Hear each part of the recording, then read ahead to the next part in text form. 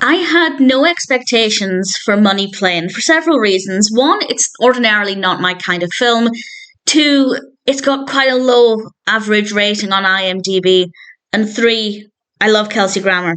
So I knew there would be something about it I liked, but I wasn't really expecting anything great. But at the same time, I could have been either really easily pleased or really bored.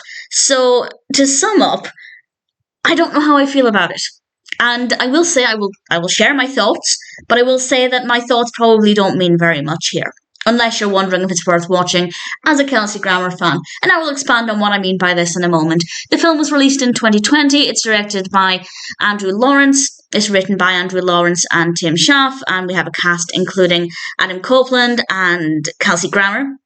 We also have Joey Lawrence, Denise Richards. It's a pretty solid cast, and it is because of Kelsey Grammer that I decided to watch this, and I did like his performance. I don't think anybody gave a bad performance, but the narrative, I don't know, it's interesting in concept, but this isn't my kind of film ordinarily, so I can't say that it's a great example of how to do this film or if it's a really disappointing execution. But from my personal amateur perspective when it comes to action films like this, I thought it was an interesting concept, reasonably well executed, but often kind of boring. It's about a casino in the air on a plane, which is, I guess, kind of exciting, and somebody has to commit a heist. And I guess the interesting thing about that is that, well, even if the heist is successful, how would they escape? They're in the air. So I guess there is a kind of anticipation for me of wondering how things will play out, because I had no idea. I had no idea where they'd go with this. But at the same time, I don't care about films about heists. So there were parts of the narrative that I was curious about. But in general, I didn't love the narrative. It's very slow. Honestly, not a tremendous amount happens. So it didn't really hold my attention from start to finish. It is action-packed, by which I mean there's a lot of quick movement.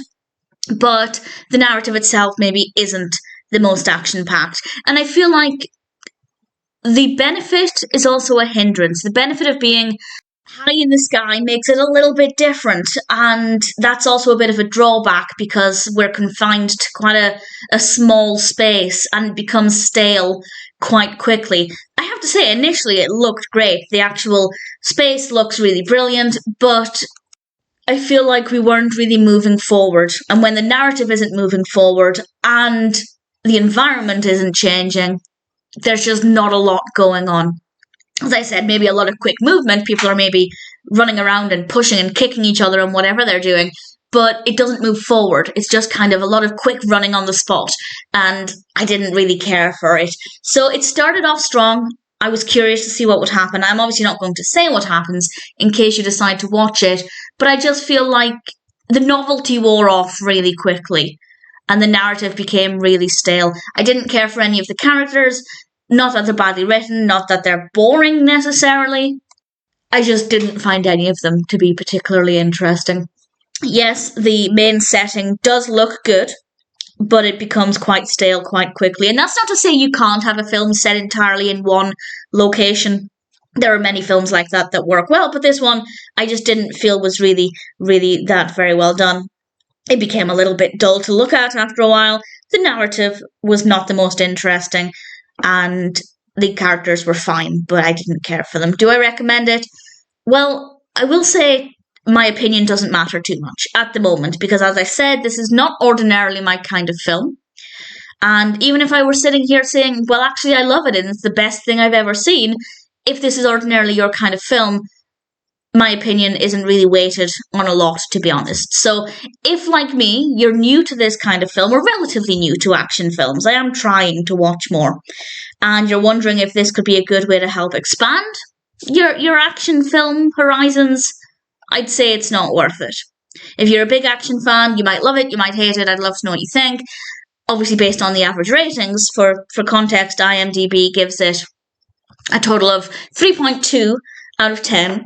And that's across 5.8 thousand reviews and ratings. I haven't read any of the reviews. I don't know what the main pain points are, but it doesn't seem to be very well received. And I'm going to assume most of those ratings are from action fans, but maybe not.